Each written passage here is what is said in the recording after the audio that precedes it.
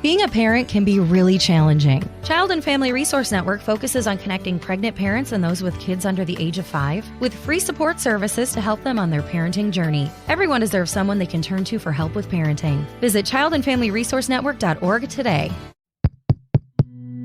This show is part of the Head Stuff Podcast Network.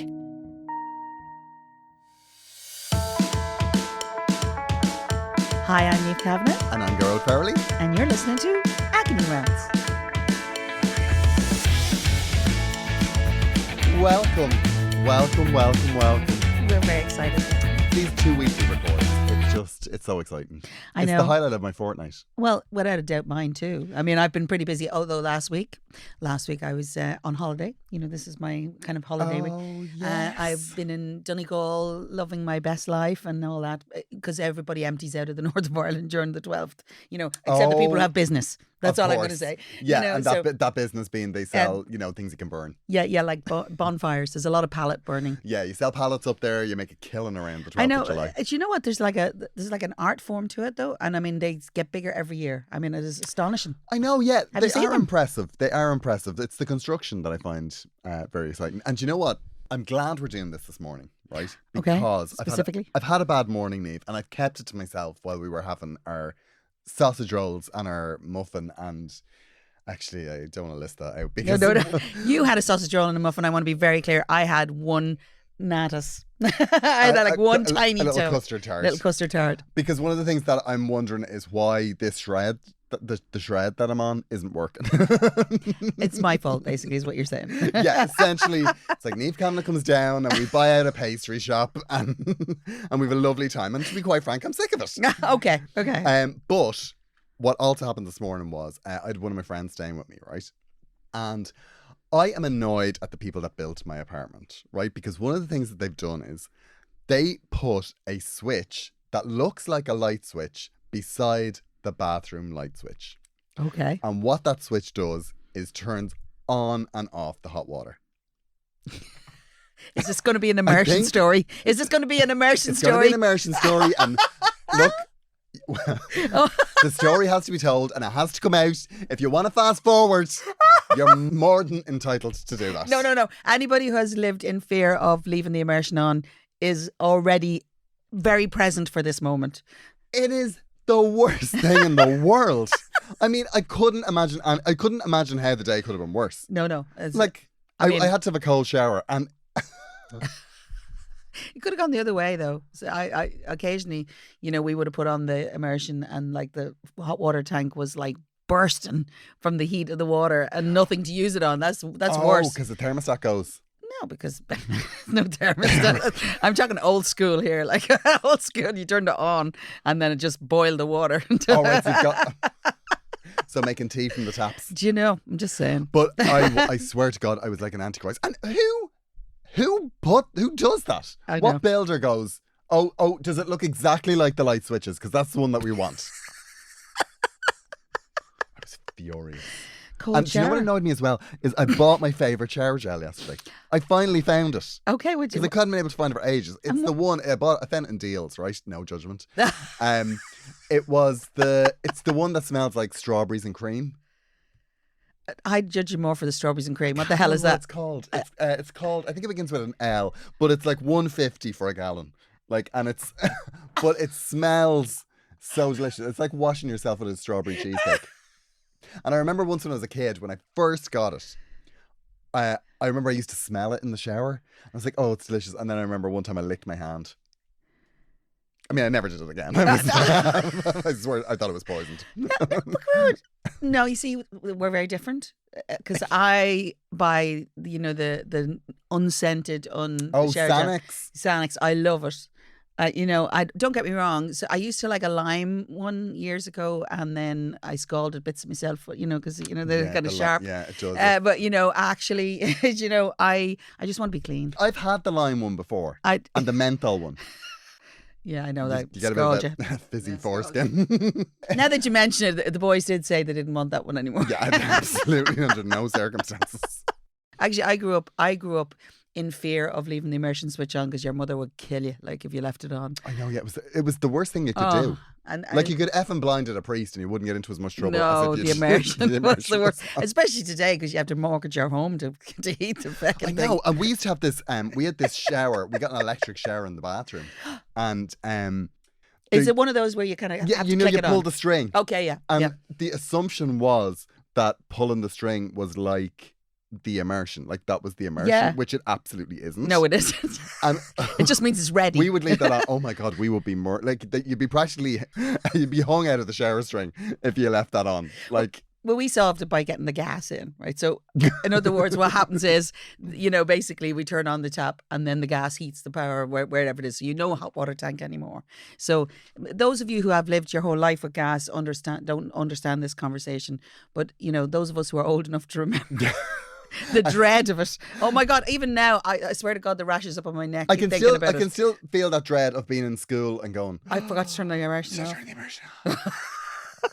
And it was the thing about the immersion was it was always the most satisfying snap of a switch. Oh yeah, because it was it was just a proper switch. You knew stuff was happening when you pushed that button. Yeah, you really had to put extra effort in to push it. I know, yeah. It was like you had to push from your hip.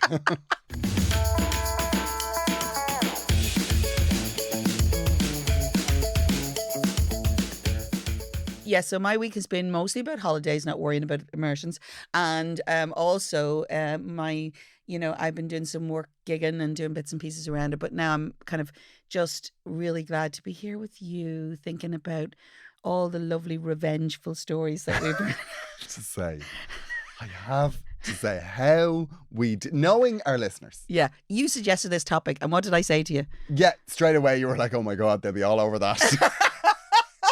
Knowing our listeners, how we haven't come up with this before, because I mean, the response was my huge. inbox exploded. Like, it was just, I had no idea that the people that follow me on Instagram are such pathological, demonic, vengeful individuals. And I have to say, I'm here for absolutely every single one of your stories because they were class, on point. I know, and.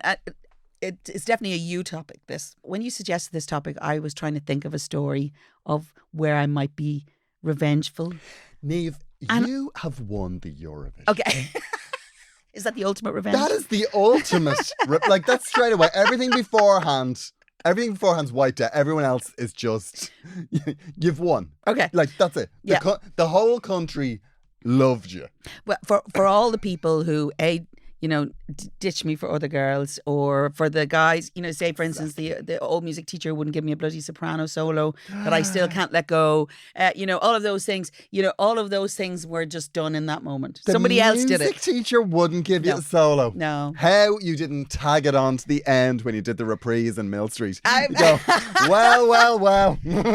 Let's see how this works for you. I hope you're listening out there, Mr. Teacher. I know. It was a miss. Anyway, so of course it was. A Ms. Of course it was. A jealous girl. Never sure whether she was married or not, just Ms.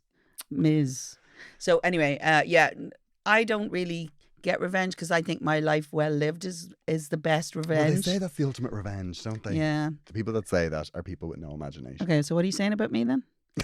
No, you just living it is one thing, but saying it is another. Do you know what I mean? Like, you've just done it. You've lived your life without revenge because you're a good person. People that say that's it, a stretch. They're just people that say it. They're just people that can't think up a decent revenge plot. Yeah, I admire a good revenge plot. It's part of the reason I'm drawn to you, because your reaction to things just makes my day, and it really does make my day. Like, I wish I was as brave as you. I think sometimes. Well, I'm like a cat. Oh, right? Okay. Because this is what I noticed about a cat, right? When we first got my cat Boots, if you did something, like, because she wasn't used to being around people because she's only a kitten, right? Oh, yeah. So what happens is they walk behind you and then you kind of accidentally almost go to stand on them and they get all these little frights, right? Yeah. But what cats do is they store them all up. Because I remember once I almost stood in her and she just looked at me and her eyes narrowed. Mm-hmm. And then she just walked out of the room and I was just like, that's logged. She's logged that. That's what that is. That was her going, well. We'll come back to that later on. And that evening, right, I was lying on the couch and she just came up to me, like the way cats do, all slinky and nice, and then jumped up and whacked me in the face and ran out of the room. And I was just like, there's no doubt in my mind. That's what that was for. That's what that was. She waited for a moment. She went outside and went, okay, the pitch is level now. Yeah. But, great. If the pitch was level, then that's good. Yeah. Oh, yeah. That's the thing. Like, we're back on a level playing field and you can start again. Okay. But that's the way I live my life. I store things up. As they always say, revenge is a dish best served cold. Okay. Well, you're not wrong about that, right? Because you're more successful if you do that. I think, your plan is more matured and, definitely there'll be a little moment. I mean, on occasion, I will have maybe made a comment or done something that I am aware makes the other person realize what a complete shit thing they did or, or whatever little moment happened. I love those little moments. Yeah, totally. But, however, I don't actively plan them. So yeah, that I'm aware of.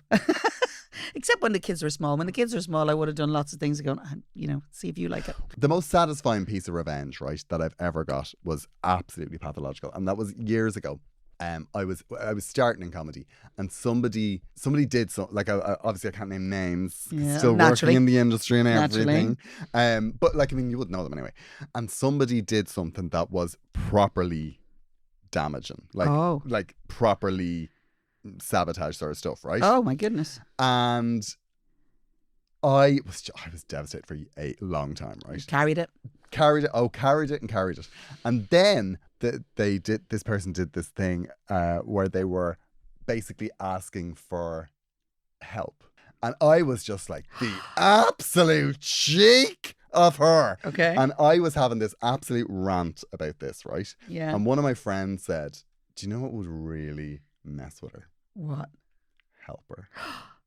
And did you? Yeah. I did the nicest possible thing. I was very nice. I was very good. And I swear to God, I came out of it going, that I've never felt better after a revenge plot. Okay. Well, if you're talking that kind of revenge, I've done lots of that. But, like, at first I thought, no, that's insane. And and the friend that was saying to me said, no, do it. It's from you. Sign it. Yeah. Put a note. Be sure she knows. Be sure she knows it's you. Oh, gosh. And that would really mess with her head. Oh, my gosh. And I did. Gosh. And I'd love to have been there, I mean, obviously, I've never met the person again, but... Okay. But I was very pleased with myself. So because what you're saying is thing. It made you happy. Oh, my God, yeah. Like the happiest you've been? Yeah. Okay. Well, then nothing else needs to be achieved out of that. Obviously, I mean, the sidebar of that was she was having a particularly tough time, which I was absolutely thrilled about.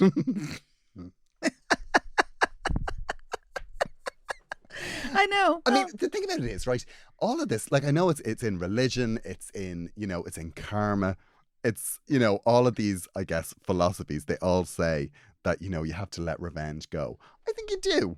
But you can hold on to it for a little while and have a bit of crack. Well, I think we're leaving it up to other people to sort it out is a bit of a pain in the arse. I mean, that's what they say when they say, oh, karma will come around and let things come around. And that's their way of rationalising it. But actually, in the end, if you can assist it, it's not a bad thing, is it? Absolutely. Karma every so often just needs a little bit of Red Bull to move it on. Technically you call it revenge, I call it karma. And just because I assisted it doesn't make any difference. Yeah, exactly. It's karma. Is that it? Your tires were going to be slashed anyway. Well, I think you should play to your strengths. So I think that's why you're better at revenge than I am. I think if you feel like you're a victim in a situation, okay, I definitely think that you should do whatever it takes to not feel like that afterwards. Oh, yeah. Like, redress the balance. Redress the balance. It doesn't always involve in somebody's death, though, right? No, but I mean, look, you can key the odd car. Okay. Treat yourself. Let me rephrase that. It doesn't always involve, something illegal.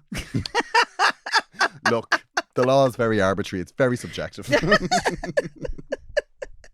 Well, I definitely enjoy the whole revenge thing. Certainly the stories that have come in have made me laugh so much. The stories? I wasn't even able to use them all. There was one person that put in, I can't remember who it was. I mean, I didn't put it in because I thought it was too harsh, but they said that they'd had their ex deported. Just thought, what a crowd. Oh, I quite like that, actually. Deported, that's harsh. That is harsh. I mean, to be fair, they have to be in a position to actually deport them? Yeah, look, I mean, maybe she framed him. I don't know. Let's figure out. Let's figure out how the deportation. All works. I know is we're going to be very careful about how we talk about this person. Okay. Because every single one of these. This person has form. Okay. These are people that can do us damage. Now, we decided, for the sake of our listeners, that what we should do is that blanket across the show, we are changing all names, right? Or just not using them. So, but what I really love is the fact that every single one of you already knows how bad we are at that. Yeah. Because they either start with this or they finish with this. Yeah. Let's call me. Yeah, exactly. I love that people are picking their own names. Yeah, as well. I love this. I really like it. Yeah, I love it too. There was one that came in during the week and she was like, Sharon, or maybe Niamh. I think I'm more of a Niamh, but Niamh is already on the show, so let's go with Sharon. I was like, there's a lot of internal monologue here that we didn't need. Anyway. Okay.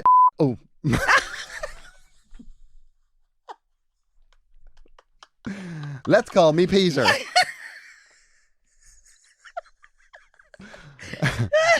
Used to share a nice apartment with a psycho. She acted as if she owned the place, even though we paid the same rent. All common areas were full of her things, from the hallway to the kitchen. That drives me insane. Mm-hmm. To the living room and even the laundry room. She used to be all the time in the common rooms, going around with her laptop, watching shows at max volume. That's all in capitals. That's all in capitals. Like all. Yeah, this man is annoyed.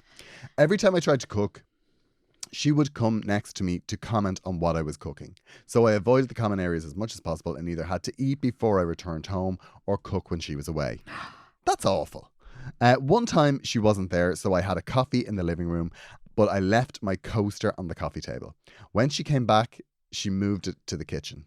I thought it was a bit weird, as her stuff was literally everywhere. So I repeated this by leaving my coaster on the coffee table. Every time it was returned, so every morning before work, I ended up moving around her stuff just to annoy her. I love this subtlety. That's really annoying. There is nothing more effective and satisfying than a microaggression. Peter, absolutely fantastic. Now, I have to say, I think you could have gone slightly harsher than moving a coaster. I was going to say, is it revenge when the other person has no clue what you're doing? I didn't like to break his heart. Peter, I feel we can kind of up this game a bit, although it looks like you're not there anymore because used to is involved in it. It's a little late to kind of get the revenge in. But it was the worst thing in the world, though, was when you had a housemate who believed you were in their place even though you were boat renting. Oh, yeah. That is so selfish, and it used to drive me insane. I know. Well, the thing about that is that's a different character, isn't it? That's a different personality trait. So some people are just naturally good at making people feel that way.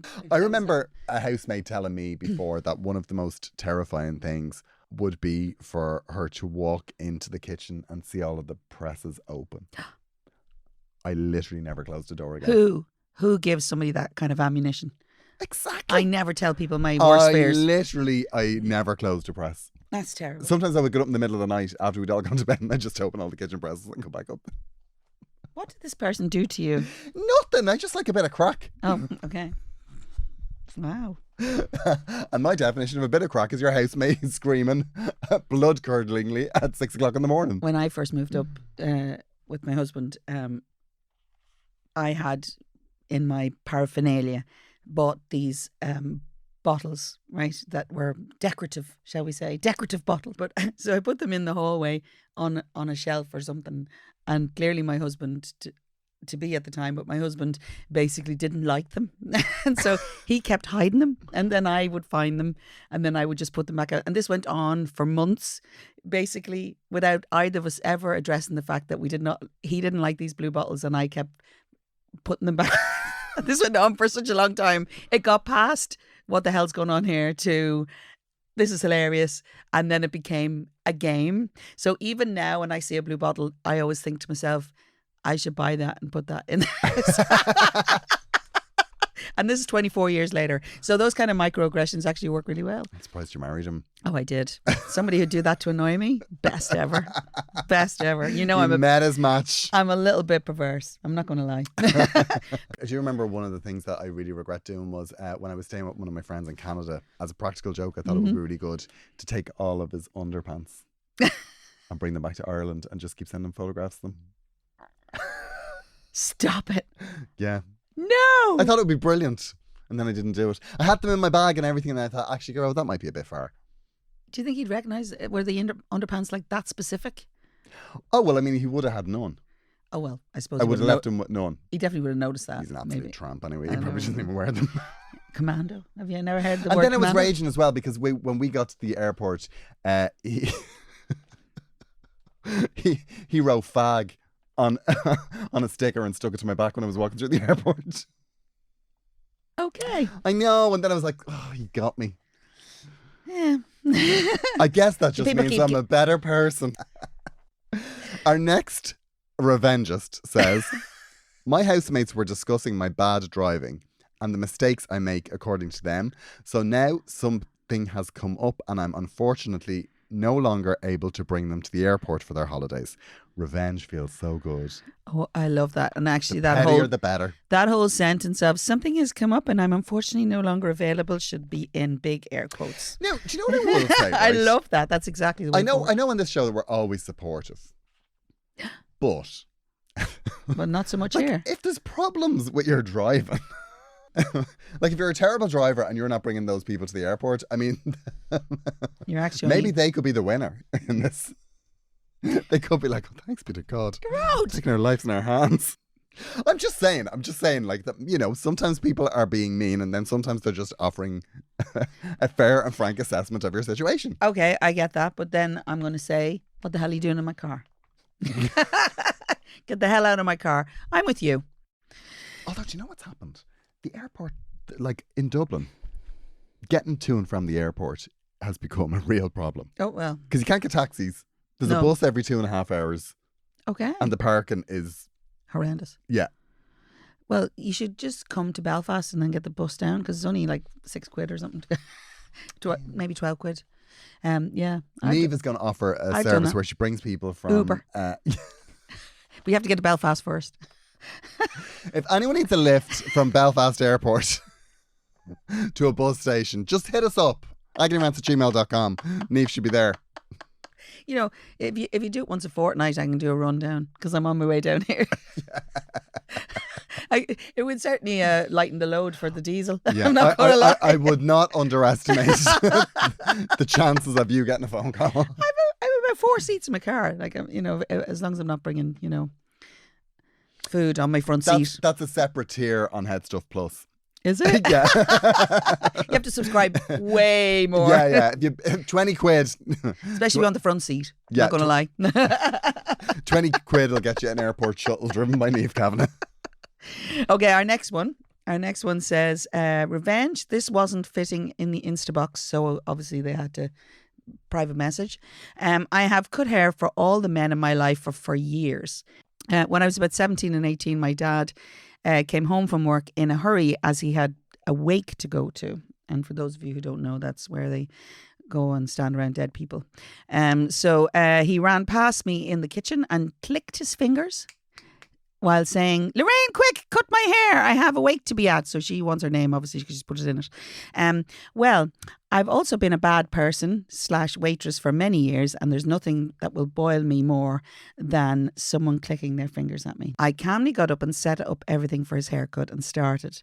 My sister walked in when I was almost done and her jaw dropped. My dad usually gets just like a basic number 4 all over, but I had shaved it all off.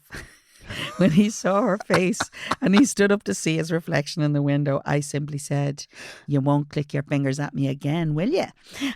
It's still talked about and I'm almost 40. God. He got over it eventually and wore a hat for a few weeks. Lorraine. You are now our new favourite person. Hardcore. It's perfect. You have to admire the courage of a man that clicks his fingers and someone is about to cut their hair. But the other thing I'm going to say is that's not just revenge. That's a life lesson for that gentleman. Absolutely. And all who hear about it. Lorraine, you have set a precedent there. That is what I would call a life lesson. That's not revenge. I do think like there's nothing worse than clicking your fingers at somebody. Oh, it's horrendous. It's horrendous. Although, you know, I have done it. But not to get them to do Was something. this like the year after Eurovision? No. Like when you walked into a restaurant, excuse me. No. Excuse me. It's usually when somebody's not paying attention to me and I go, hello, are you alive? No. I did do it once, now that I remember it. And as I was doing it, I realised, I saw my life flash before my eyes and realised how horrendous it was. So I didn't stay in the restaurant. I left. Yeah. Where was it? I'm not telling you. When was it? No, I'm not. No, I'm not telling you. I'm not. I'm ashamed of myself. I'm ashamed. It happened. I love it. I wasn't in a very good headspace at the time, shall we say. Oh my God. Yeah. Niamh. I know. I'm sorry. I can tell your disappointment is showing. No, it's not disappointment. It's absolute fascination. I love it when the dark side creeps out of somebody because we all have it. We all have it, Niamh. I'll talk about it. No, there isn't a therapy. If you're a there bonus subscriber, what I'll do is I'll leave this recording. I won't tell her. Just say, who was it? When was it? There isn't a therapy session created that what makes me want to talk about that. But like, you have to just own your past. I know, it's done. I did a bad thing and it's done. It's done. Of course, you realise what the clip is going to be. No. Yeah. No, we're not having it. We're not having it. Yeah, I click my fingers and I click my fingers at waiters. Yeah, what's the problem? I'm not proud of it. It happened. It's done. It's done. Well done, Lorraine. I have to say, I love that one. Yeah. So good. I'd love to know. I'd love to know how your dad explained the shaved head at the wake. Yeah. Lorraine, she's quite a troubled teenager. She's very. It's always a shock when you see your bald head as well. You never think it's never the shape you think it's going to be. No, I have a terrible shaped bald head. Have you? Yeah. Is it lumpy? I remember years ago. I remember asking a hairdresser. I said, God, I think I'm going to shave my head, and she just went, "No, don't do that. No, it'd be a bit Roswell." Roswell. I was like, well, you've been very clear. Our next one says, a wee revenge story for you. When I was a waitress, if a middle-aged woman was ever rude to me, I'd happily offer them the OAP discount. 65 and above. It felt good to see their mouths drop in shock. I say. That's very good. That is an excellent one, I have to say. And I'm impressed with that one. I really hope, God, if you'd stuck around in that restaurant where you clicked your fingers. This person would definitely... They probably would have said, sorry, Linda, the kitchen's burning. This person definitely would have offered me the OAP discount even before I clicked my fingers. No doubt about it. Next says... Oh. Jesus wept. What am I going to do Every single name. Yeah, and you're going to have to... the video's going to have a bit of hacking as well. I know the video. Look, I mean... Yeah, I know. No, you see, this is the thing. None of them have said cut their names. We're just being kind. But we're not being kind to our bonus subscribers. No, go on. We'll send you on their Instagram handles. You can get in touch. I'm going to have to use fake names here. But when I was a teenager, my friend Louise had a house party for her 18th. And a few of us ended up staying over and sleeping in the living room. At some point during the night, my other friend Marie saw that Louise had left her phone in the living room and, being nosy, decided to have a snoop with disastrous consequences. When she was scrolling through all the pictures on the phone, a message came through. Marie's boyfriend was texting Louise and being very flirty. Shock, horror. Oh my gosh. It had been going on for months. Instead of going upstairs and confronting her, Marie, who was very drunk by this stage, went into the bathroom and peed in the shampoo and the conditioner. You got to admire the skill set that would be needed to do that, especially when you're drunk. That's like an incredible aim for somebody that's drunk. I know. Maybe she used a shiwi. Or basically a funnel, which is what a shiwi is. You'd have to do something, wouldn't you? I know. Fast forward to the next morning when we hear the shower going upstairs and know exactly what's about to happen next. Only we didn't. 10 minutes later, we were joined by the woman who just washed her hair with pee. It wasn't Louise, it was her mum. Oh no. Who had come home early when we were sleeping. Oh my God. Oh God. Oh my God. But what you don't know doesn't hurt Exactly. Exactly. And some people, they wash their hair in pee. Sure, some people people are deranged. Yeah, some people drink their wee. Like, their I first don't wee get, of the like, day. How much better can it make your hair? What wee? Yeah. I don't know. It's ammonia, I suppose. It's I don't care. I don't care how much better your hair looks after washing it with wee. I can't imagine that, there isn't a fancy shampoo and conditioner that would do the same job. I'm just saying, she didn't actually know she'd done that, right? And to be fair, depending on how empty those were to begin with, it was probably mostly shampoo and conditioner. Yeah, I guess. Right? And the aim that a drunk woman will have to put wee into something probably isn't as much as you think. Yeah, that's true. Her mum probably came downstairs and said, "Who pissed on the bathroom mat?"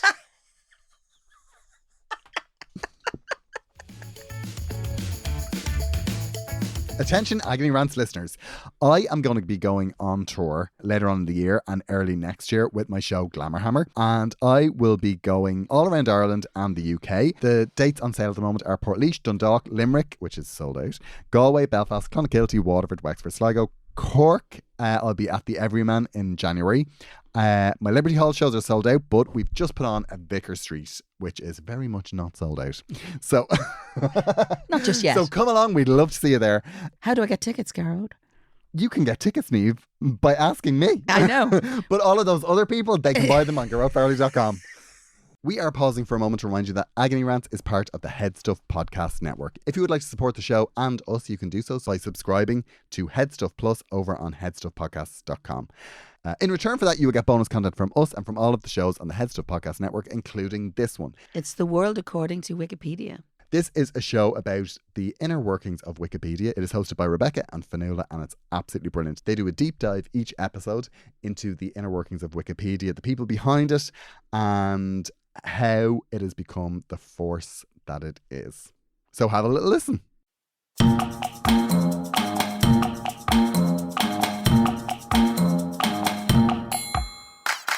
The World According to Wikipedia is a podcast that dons an old-fashioned diving suit to take a deep dive into the depths of Wikipedia with your intrepid hosts, Rebecca and Fionnuala.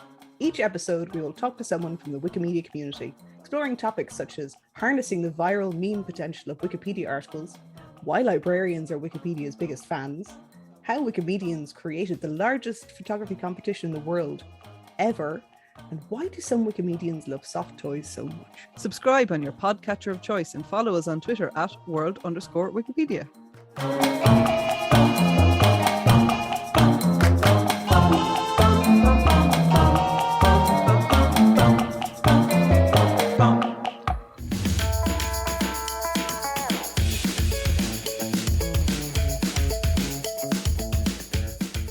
Okay, we have a problem, Niamh. This is from Let's Call Me Sally. Okay. Let's call me. So, dear Niamh and Gearóid, I've got myself into a terrible situation. Oh no. I'm getting married in November and really looking forward to the day. We have spent a long time planning it as we were due to get married in April 2020 and we know how that went. We wanted to be relaxed and fun, and we have put time and effort into the specifics and have made sure that we have given thought to all of the little elements that will go into making it a gorgeous day. However, I have run into a small problem. My sister is a trainee makeup artist. Actually, I don't think you need to read any more into this because I already know where this is going. If you can't hear the thunder and lightning already. And has insisted that she will do my makeup on the big day. Oh dear. However, my sister is really bad at makeup. Oh no. Oh gosh. I didn't think she could be as bad as she is, but she really is, and I do not know how to get out of it. Even her own makeup is absolutely terrible. How do you do this?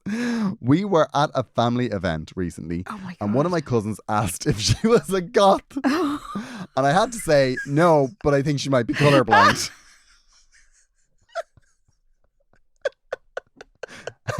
How the hell am I going to get out of this without offending her? God help her.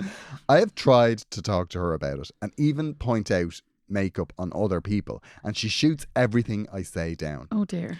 I have only just managed to convince my cousin not to sing at the ceremony, which would have been horrendous.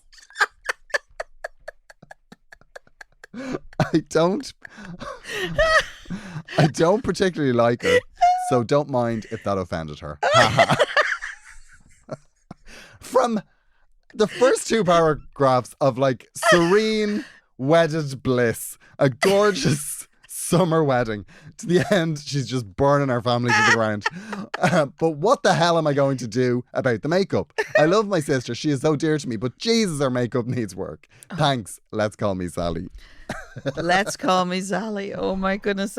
Listen, I get this, right? I get this because people think they're doing the right thing offering you stuff. And, I'll be honest, if somebody invites me to a wedding, which happens quite frequently, even if I don't know them, because that's what winning a Eurovision does, I often say, would you like me to sing at the ceremony? Because that means I don't have to think about a present. It's easy then to kind of go, oh, I can sing at the ceremony.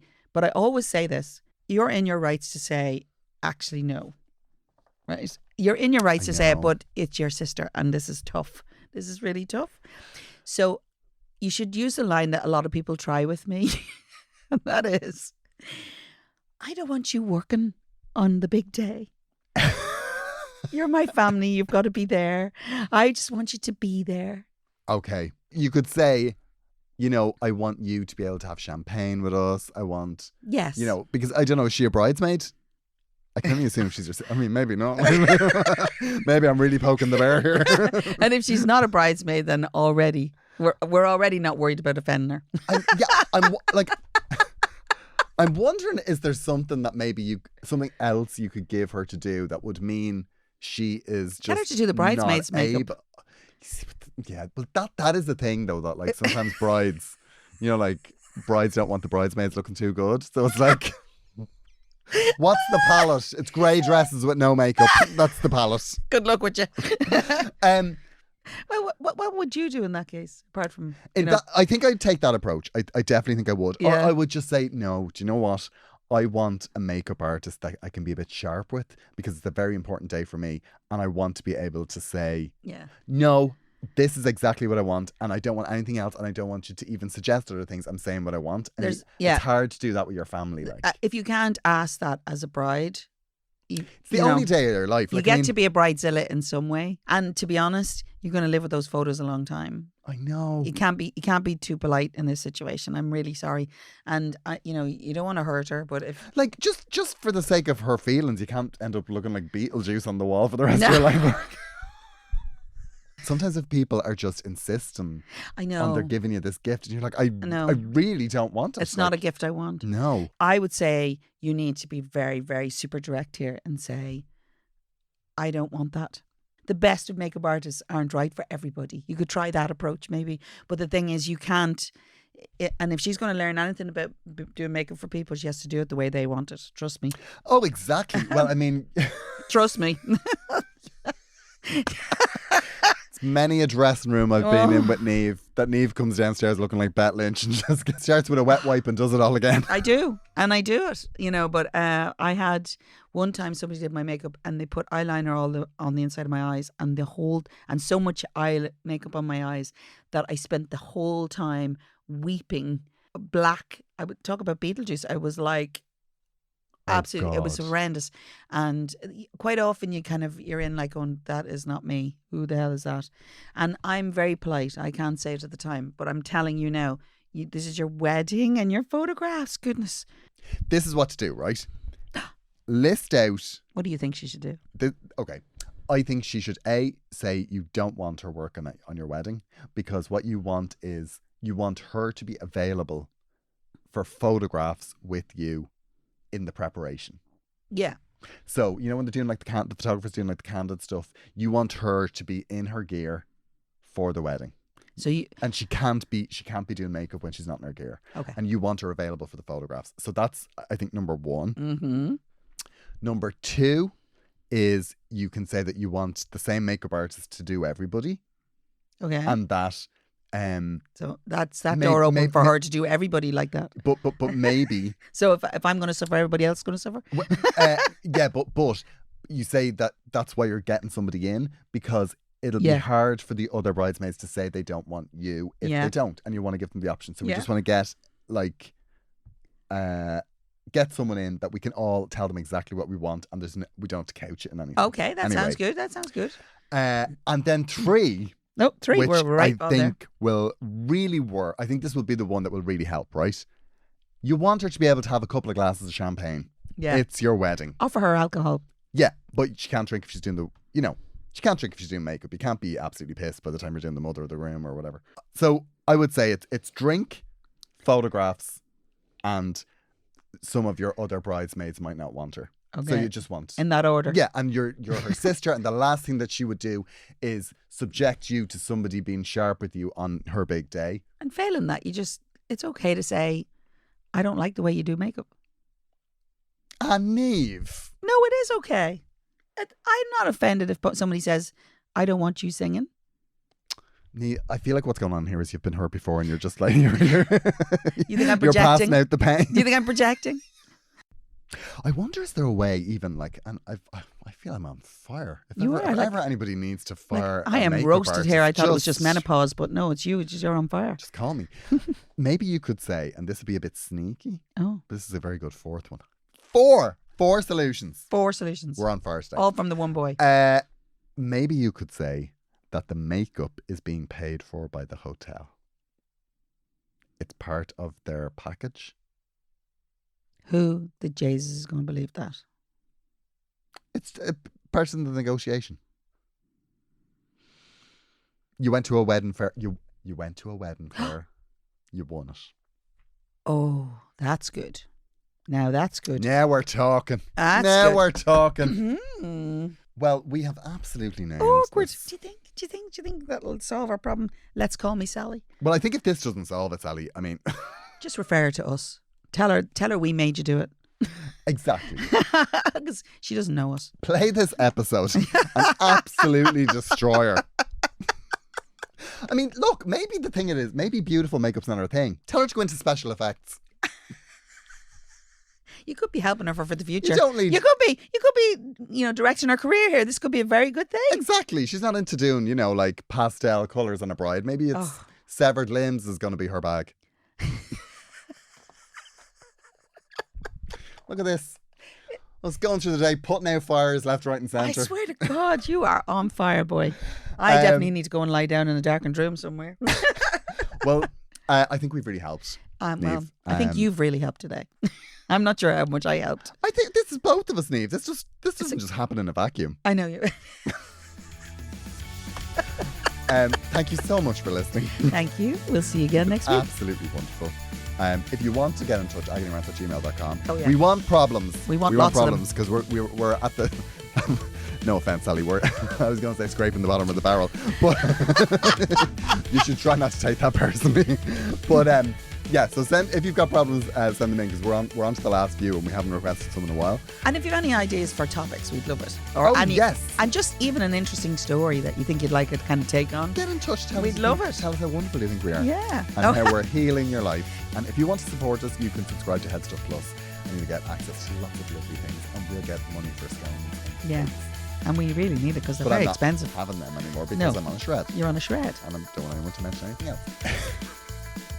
We'll see you next week. Bye. This show is part of the Head Stuff Podcast Network, a hub for the creative and the curious. Shows are produced in association with Head Stuff and the Podcast Studios Dublin. Find out more or become a member at headstuffpodcasts.com. Being a parent can be really challenging. Child and Family Resource Network focuses on connecting pregnant parents and those with kids under the age of 5 with free support services to help them on their parenting journey. Everyone deserves someone they can turn to for help with parenting. Visit childandfamilyresourcenetwork.org today. Being a parent can be really challenging. It's normal to feel uncertain about whether you're doing the right things to raise healthy and happy children. That's why Child and Family Resource Network focuses on connecting pregnant parents and those with kids under the age of 5 with free support services to help them build confidence in their parenting journey. Everyone deserves to have someone they can turn to for support with parenting. Visit childandfamilyresourcenetwork.org today.